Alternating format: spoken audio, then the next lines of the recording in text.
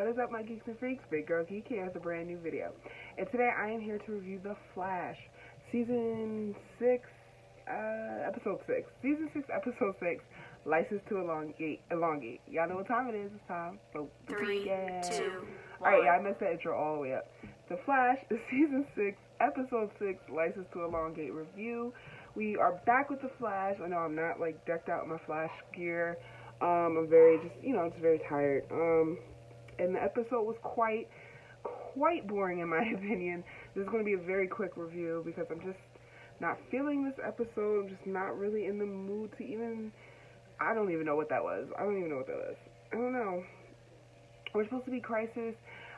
Barry's whole thing was he was going to do this press conference to pass the torch on to Ralph, to let the citizens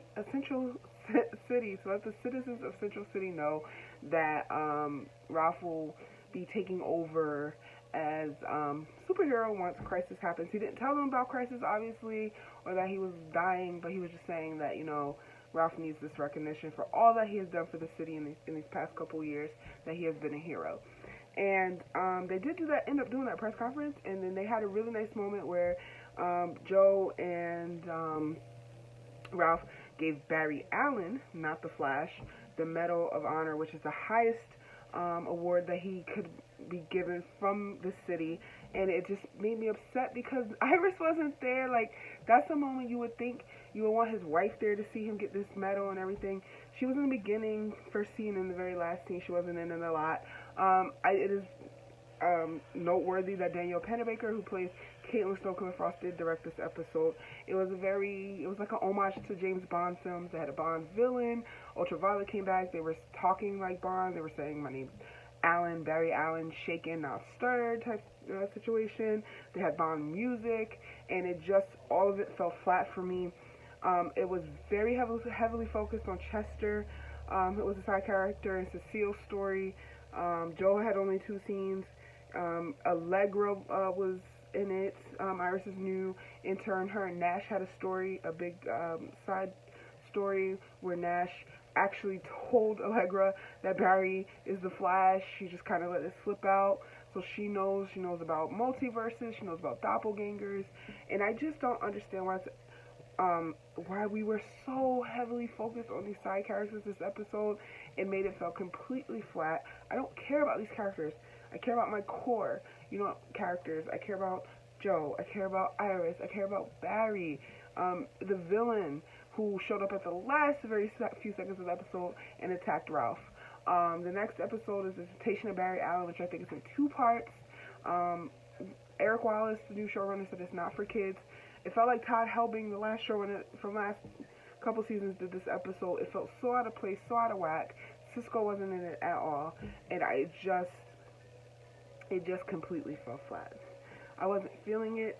We saw Cecile set up her new office, get her business cards to be a metahuman defense attorney, and we tried to see her help Chester get this date with this girl from Jitter that we just didn't care about. I mean, it was just so much. They might be bringing Chester on as part of Star Labs and as part of the team, maybe to replace some people that may be dying after Crisis. I don't know. Allegra may be replacing some people. I feel like they're setting up this new team because Crisis is happening and we may be losing some people.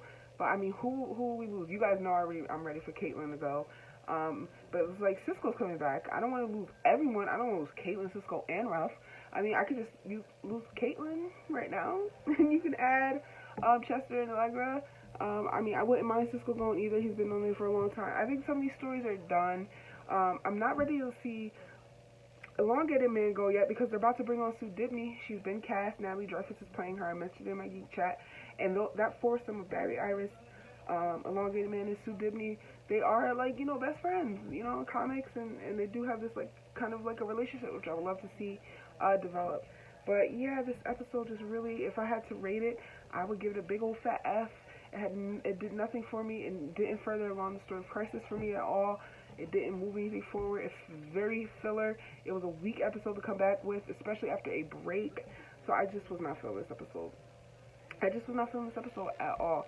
I'm interested to know what you guys thought of it. Let me know in the comments. As always, can't wait to discuss with you.